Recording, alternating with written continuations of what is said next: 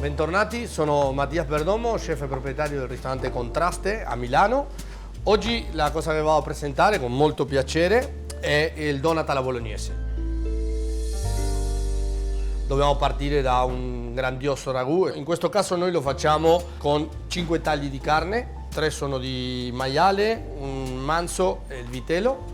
Dopodiché il tritico di verdure, tutto quello che sono gli avanzi, le bucce della pulitura delle verdure. Noi andremo a mettere su già un brodo, che c'è Demis che mi sta accompagnando, mi dà una mano, il nostro chef di cucina. Mettiamo su un po' degli avanzi delle verdure, così tutto questo faremo un brodo che andremo ad allungare. Stiamo mettendo le bucce delle cipolle, gli avanzi delle cipolle, sedano, carote, qualche ritaglio dopo di carne che ci va avanzando della pulizia adesso quando andremo a tritare tutte le carni. È un brodo che mi serve per allungare proprio il ragù, per cui non ho bisogno di un brodo pulito, per quello che ho lasciato anche le bucce della cipolla, se no quello me lo farà diventare un po' più colorito il brodo, però a me va bene così anche per La cosa che andremo a fare è semplicemente il trito delle verdure. Okay. Donut alla bolognese nasce nel 2015, c'era Expo e Contraste non era ancora aperto. Ci invitano in questa cena che era una cena dedicata fra l'ambasciata americana e Italia. Dovevamo creare un menù, diciamo, che parlasse di questa unione fra l'America e l'Italia. Eravamo con Simon e teoricamente abbiamo detto ok, ma se fosse la lasagna nata a New York, come sarebbe la lasagna? Allora automaticamente abbiamo detto ok, sarebbe un donut, cioè una lasagna a forma di donut. Ma noi ci eravamo comunque impuntati sulla idea di fare la lasagna veramente tradizionale, per cui doveva essere con l'impasto verde, doveva essere comunque un po' quello che richiamasse veramente la lasagna per noi come la intendiamo noi alla bolognese, un po', ecco. Non puoi pensare di fare comunque un gioco sulla base della tradizione senza comunque far bene la tradizione, no? Ed è per quello che io amo anche andare in giro per le grandi trattorie e comunque confrontarmi con i miei colleghi, perché quando vuoi trasformare qualcosa però che richiama la memoria del gusto, stai giocando anche con l'emozione, stai giocando anche con delle persone che magari quel piatto rappresenta un momento importante della loro vita, no? Volevamo all'interno di questo donut un ragù che sia importante. Il problema qual era? Era andare ad avvolgere all'interno del donut l'impasto verde. Intanto il tempo passava, per cui avevamo 60 prenotati, abbiamo iniziato a sudare freddo. E il donut, e cercando di pinzarlo bene quando lo mettevamo nell'acqua a bollire, cioè, si apriva tutto, non riusciva comunque a trattenere l'impasto tutto il ripieno. A un certo punto, presi un attimo dal panico, facciamo una pastella, cioè nel senso è sempre comunque una forma di pasta. Ovviamente non è la lasagna tradizionale, ma già non lo è nel momento che lo mettiamo dentro di un donut. La cosa che contiene quel contenitore doveva avere un grande ragù all'interno e una besciamella fatta come Dio comanda per riuscire comunque a ricordare quello che è una lasagna, no? La dadolata noi potrebbe anche tritare tutto, non so se nel senso per velocizzare a volte triti direttamente, perché adesso facciamo un mini ragù, ma noi quando facciamo 30-40 kg.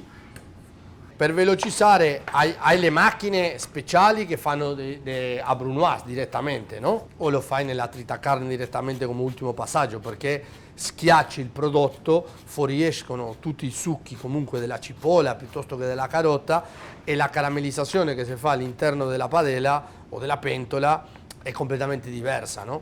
Questa cosa qua comunque ti crea un risultato pur minimo, però comunque diverso, no? Noi in questo caso abbiamo già i tre tipi di verdura, dopodiché tutti gli avanzi andiamo a mettere nel brodo che sta andando.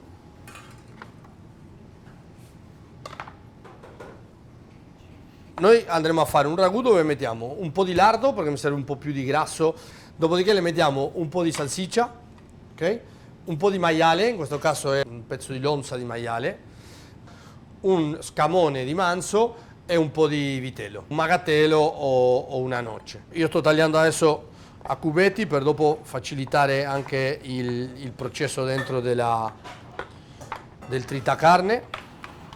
La salsiccia andiamo a togliere la pellicina, cioè potete anche prendere dal macellaio o la pasta di salame oppure lasciare. A me piace anche quando magari ti trovi a volte i pezzettini di salsiccia che non sono state comunque tolto il budello, per cui alla fine ti trovi anche il pezzettino, ma in questo caso a me serve che un ragù sia, invece di tagliato a coltello e diciamo un po' grossolano, mi serve che riesca a entrare bene, amalgamarsi bene all'interno dello stampo, no? Fosse un po' più grossolano fatto a mano sarebbe comunque stupendo, ma rischio di che si rompa dopo il donut nel momento che lo andiamo a servire.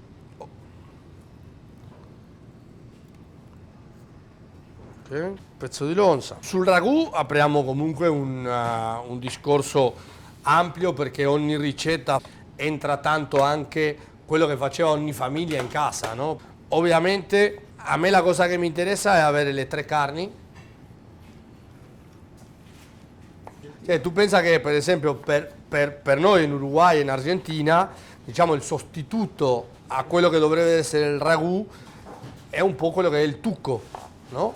Nonostante cioè per noi una ricetta nostra, tradizionale del Rio de la Plata, e invece il tucco ha origini in Italia, perché tanti immigranti prendevano la nave e andavano giù al Rio de la Plata, in Uruguay e in Argentina, hanno portato una ricetta tradizionale che nasce a Genova, che è la pasta col tocco, che significa il tocco di carne cotto dentro del sugo. Dopo con quel sugo si condisce la pasta e dopo si mangia i pezzettini di carne che possono essere anche di coniglio, della carne che c'è, è proprio un tocco di carne.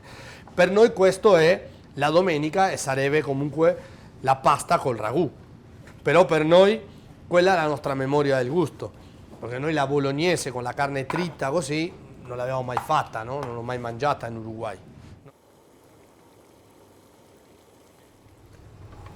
Ok, adesso partiamo a tritare dal lardo. Lardo è quello che ci servirà ovviamente all'inizio con un goccio d'olio per iniziare a soffriggere un po' le verdure. La grana che abbiamo è una grana sottile, dopo al macellaio potete chiederle anche una grana un po' più spessa se vi piace, ci sono diverse misure di trito. Se dovesse mangiare una tagliatella, una pappardella col ragù, piace fatto a mano, oppure con una grana più spessa, perché la loro cottura ma anche la loro diciamo consistenza o masticazione cambia il sapore, no? Lo spessore della carne nel trito diciamo che è quello che mi serve per questa ricetta, no? Stiamo andando col manzo, lo scamone, questo è il maiale e abbiamo finito. La salsiccia basta che con la mano dopo in cottura, essendo una pasta, si va a rompere. Una volta che tritate dopo aspettate un pochino che rimane sempre comunque all'interno del tubo. Diciamo, ci teniamo sempre un paio di carote, cipolla, perché all'interno comunque ci rimane sempre un pochino di carne. Col costo che ha è meglio tirar fuori tutto con 2 carote, per cui non lasciare nessun pezzo di carne all'interno non trito. Allora partiamo a fare il ragù, okay? Un po' d'olio, non tantissimo, un olio stravergine d'oliva. La cosa importante, diciamo, per questa quantità, sempre una pentola che sia ampia, la superficie riesce a caramellizzare e fare la reazione del maillard su tutto abbastanza veloce. La cosa che ci interessa, la cipolla ha un tempo di cottura completamente diversa anche del sedano e della carota, anche se dopo vanno in lunga cottura all'interno del ragù, però a me particolarmente mi piace prestare un po' d'attenzione prima alla cipolla da sola. Assolutamente zero sale, niente in questo momento, ok? A metà tempo della cottura già posso entrare con quello che è il lardo, Per adesso, dandole tempo, una fiamma bassa che deve comunque piano piano iniziare ad addolcirsi, no?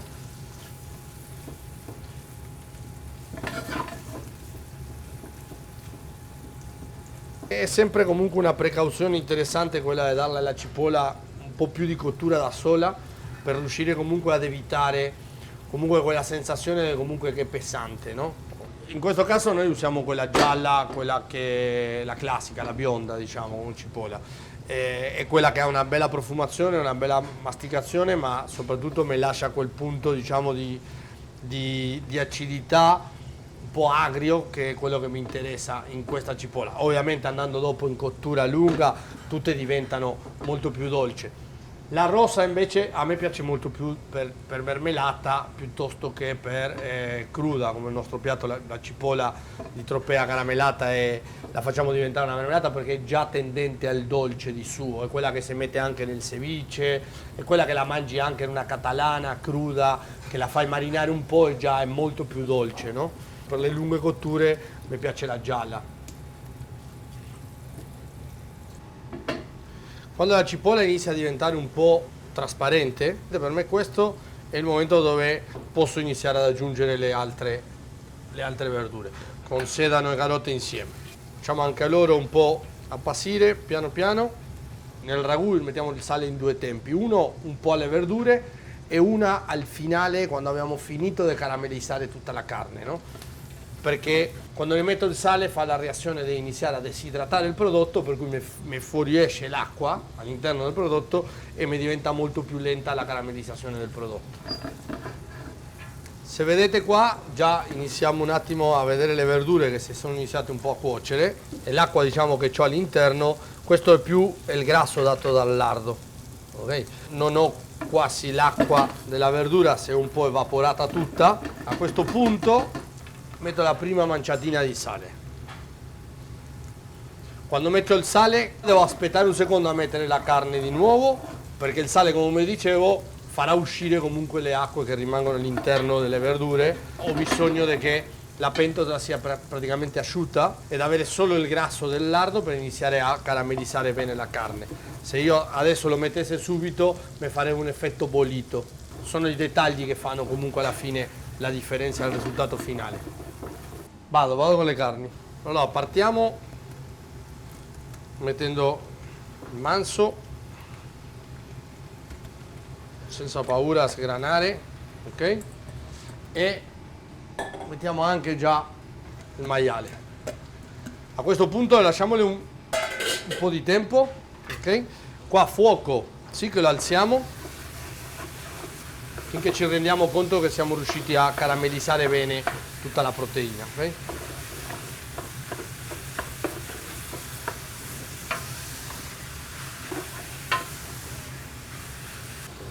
Cerchiamo di andare a grattare sotto, cercando di raccogliere tutti gli umori che rimangono sotto la pentola. Sembra alla fine un dettaglio da poco, probabilmente una banalità, il fatto di comunque croccantare bene, no? Ci vuole un po' più di tempo, un po' più di attenzione. È vero che dopo vai a bagnare, però quando riesci a caramellizzare bene la carne e la proteina, a me mi interessa che comunque all'interno di quello la carne abbia la sua consistenza, la sua masticazione, no? E già che si è sgranata, no? Per cui già, diciamo, non ho praticamente carne cruda.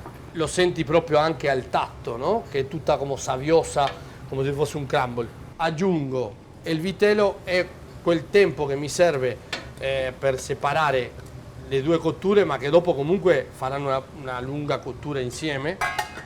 Io vedo ancora all'interno che c'è ancora tanta acqua, okay? Per cui la salsiccia vado a spaccarla un po', okay? Anche se le abbiamo tolto il budelo. Quando iniziamo comunque anche già a sentire che non è più una carne bollita, se no che sta iniziando a friggere, okay? Sente proprio il cambio di rumore nella pentola. Questa è la parte dove le dedichiamo anche in questo processo questi 3-4 minuti. Più la grana è spessa o tagliata a mano, più attenzione facciamo in questa parte qua, perché più avremo comunque dopo in bocca una consistenza singolare da ogni pezzettino di carne. Ricordiamoci che ognuna caramellizza in un modo suo. La carne è già tutta bella cotta, vede che inizia un po' a attaccarsi in fondo, è la parte che più ci interessa, no? È il secondo momento che mettiamo la sale.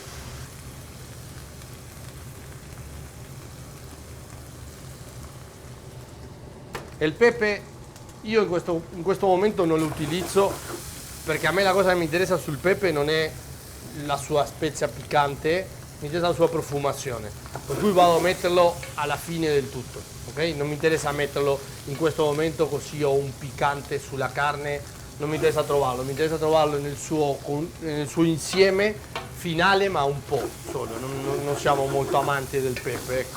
Abbassiamo un pelino il fuoco e cerchiamo comunque di andare a grattare sempre il fondo della pentola.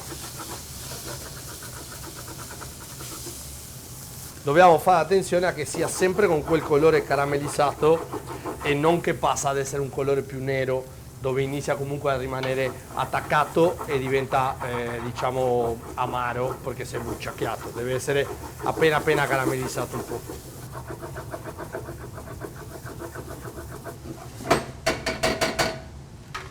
Metto un goccio di vino.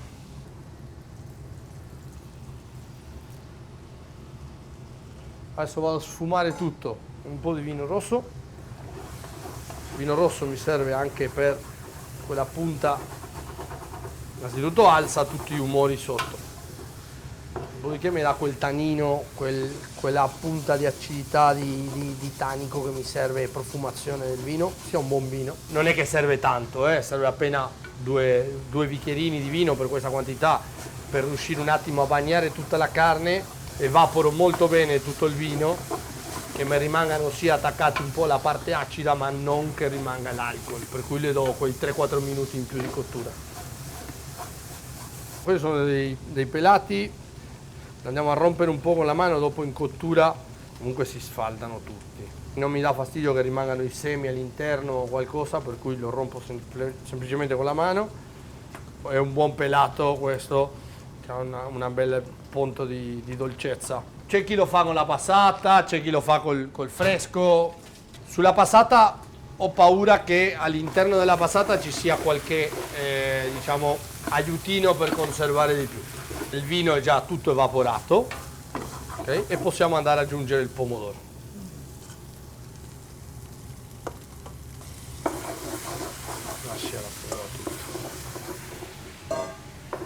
Possiamo anche bagnare col brodo, abbassare, mettere i profumi e lasciare comunque a tempo.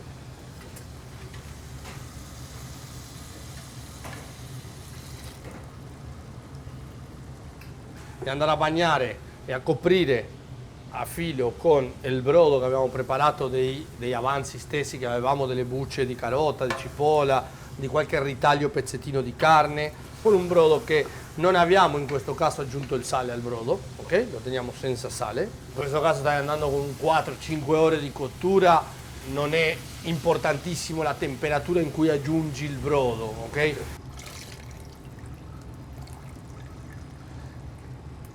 Andremo comunque a inserire un rametto di erbe, dove abbiamo comunque il timo, il rosmarino, l'aloro.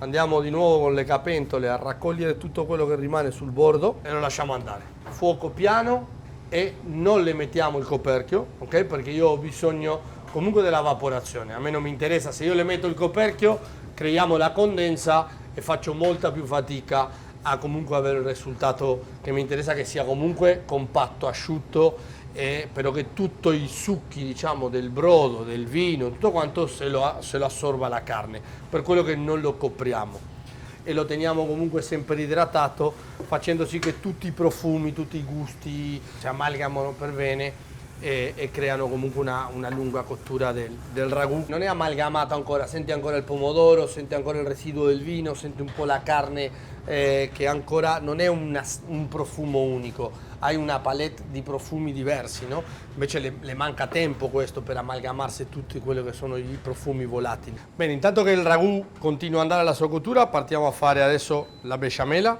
Andiamo a mettere il burro. Questa è una besciamella comunque molto tradizionale. Facciamo sciogliere un po' il burro.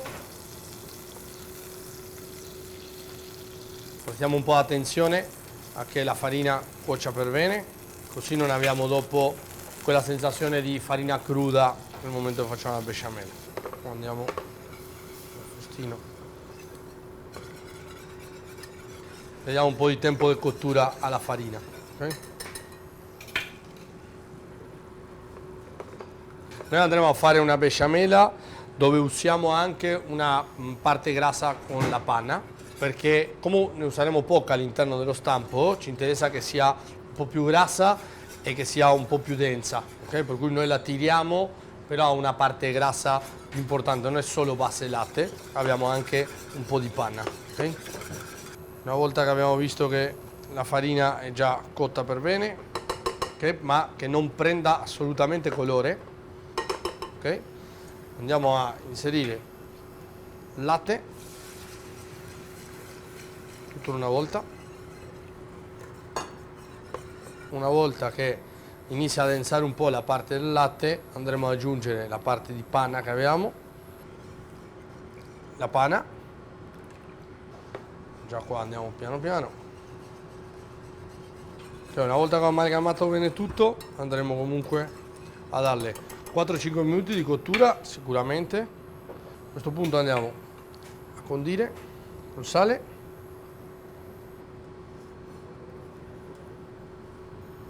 Fondamentale la noce moscata, il Zanzibar.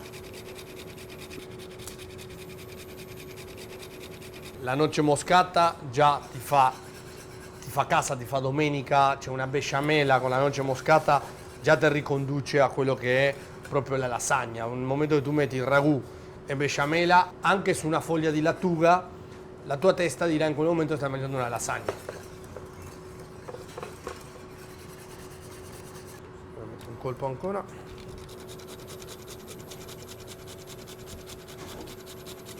Ok, vedete che adesso questa è un po' la densità che ci interessa.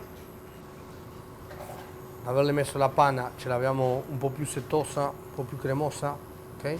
Però questa dopo, quando adesso la facciamo andare ancora un paio di minuti, dopodiché questa andiamo a mettere in sac à poche, ok? E un po' ce la teniamo dopo per l'impiattato finale. Buono. Adesso il ragù continua ad andare molto piano, sono passati già 2-3 ore di cottura. A questo punto è che le vado ad aggiungere il pepe, perché a me la cosa che mi interessa è la profumazione. C'è asciugato abbastanza, ma ci manca l'ultimo passaggio per il ragù.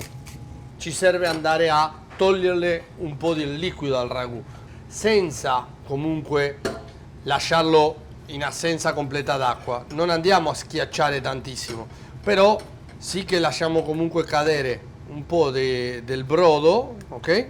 Vi faccio vedere dopo quello che faremo con questo brodo, diciamo con l'acqua che va rimanendo del ragù, ok? Vedete come questo sarebbe già perfetto per farsi una bella tagliatella, per farsi una lasagna vera e propria. Noi facciamo un passo in più diverso, andiamo comunque a giocare un pochino cercando di darle una forma diversa a un piatto tradizionale. Questo brodo di ragù, ok, che comunque ha tutti i profumi, tutto il gusto della carne, abbiamo comunque trattenuto la carne che la andiamo a mettere dopo in una sac à poche, e invece con questo brodo la andiamo a restringere, facendo comunque una semplice emulsione, troviamo una crema che andremo dopo a utilizzare per la finitura del piatto. Comunque piano piano andiamo riducendo, andiamo ad ottenere comunque quello che noi chiamiamo la glassa del ragù.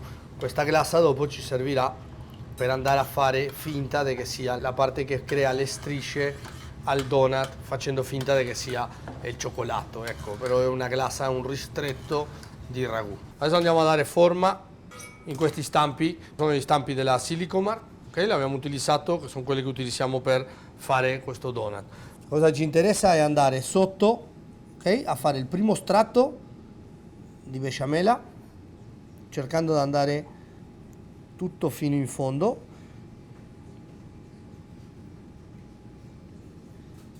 Okay. È importante che la besciamella sia sotto, ok? Per cui la prima che mettiamo è la besciamella, perché dopo la gireremo, per cui noi abbiamo la parte cremosa che adesso stiamo mettendo sotto, dopo andrà sopra, e il ragù invece, che è la parte che sarà più pesante, ok? La teniamo sotto, come fa la base proprio del piatto.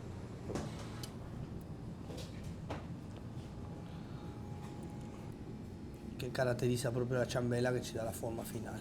Qua andremo a fare il cerchio, cercando che non venga fuori la besciamella, però cercando anche di lasciarle lo spazio caratteristico del donut. La cosa importante, non lasciare che il ragù che sia con qualche punta fuori, perché questa cosa qua dopo ci va a rompere lo che è la pastella che dopo andremo a far vedere. Se uno non ha l'abbattitore lo mette nel freezer consapevole che la differenza è che l'abbattitore di temperatura e il vantaggio che ha è la velocità del raffreddamento. Quello crea dei cristalli di acqua molto più piccoli e nel decongelare il prodotto non ti fa acqua, perché il cristallo che si è creato nella molecola d'acqua all'interno del prodotto è molto più piccolo. Una volta fatti tutti gli stampi, questo adesso lo mettiamo nell'abbattitore. Ok.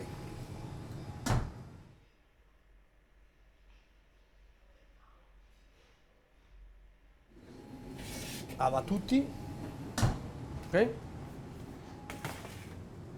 Vedete, sono bei solidi, abbiamo cercato di lasciare perfettamente il buco e questo è il risultato finale. Ok? Noi sformiamo tutti.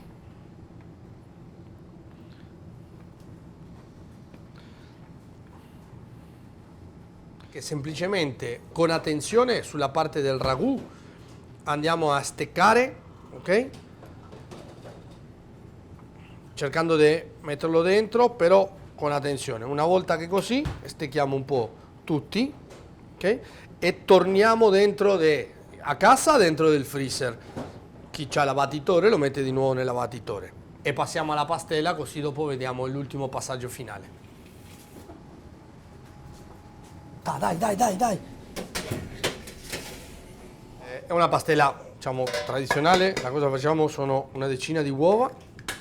Ne mettiamo un percentuale di farina 00 e le mettiamo anche la farina di riso. La farina di riso ci dà quella croccantezza in più che rende comunque nella frittura un po' più interessante comunque questo contrasto che c'è fra la pastella e il ripieno all'interno.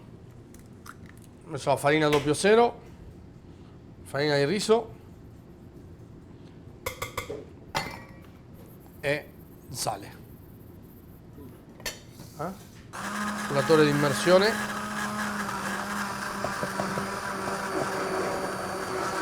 Anche in questo caso la pastella adesso la frulliamo bene.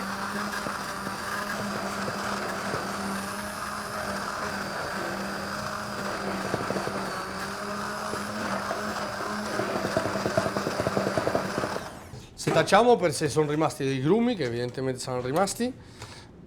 E dopo la cosa che ci serve far sì che nel momento che abbiamo frullato tutto, emulsionato, evidentemente abbiamo incorporato anche l'aria, per cui abbiamo bisogno di una mezz'ora, un'oretta in frigo, la temperatura, il composto rimane omogeneo e nella frittura non abbiamo delle bolle d'aria.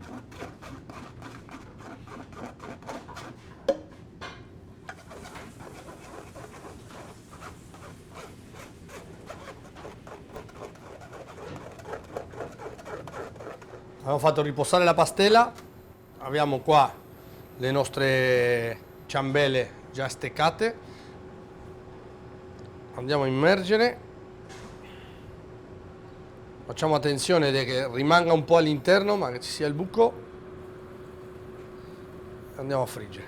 È un olio di semi, di girasole, la temperatura dell'olio siamo intorno ai 160, la cosa che ci interessa è che ovviamente che coagula la proteina dell'uovo e tutto quanto, però dobbiamo fare anche una frittura abbastanza violenta dal punto di vista di velocità, perché all'interno ricordiamoci che abbiamo la besciamella e abbiamo comunque dei componenti un po' cremosi che se si spacca e fuori esce tutto, ok?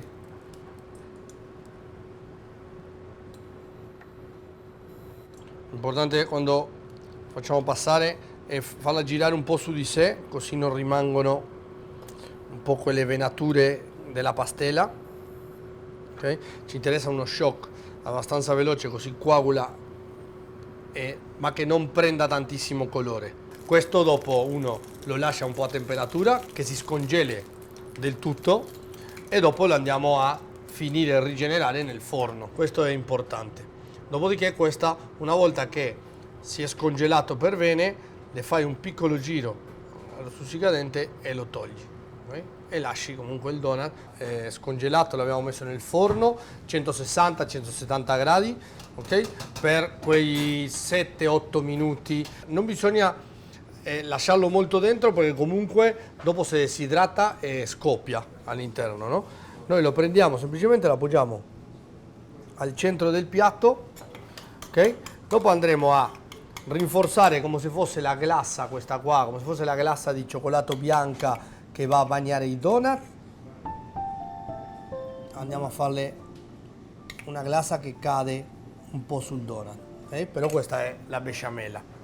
E dopo la riduzione che abbiamo avuto andiamo a mettere come se fosse il cioccolato, ok? Andiamo a mettere un po' al centro che riempiamo e dopo piano piano cerchiamo di fare delle righe come la tipica donut, okay? Finale. Questo piatto sembra un dolce, ok? Però alla fine è un piatto tradizionale italiano a modo nostro. Questo è il nostro donut alla bolognese.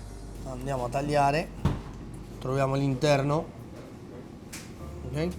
Quello che è il ragù sotto, la besciamella sopra, la riduzione che potenzia tantissimo il sapore del ragù. Te lo mangi. Vabbè. Che vi devo dire? Sembro Cesare Battisti.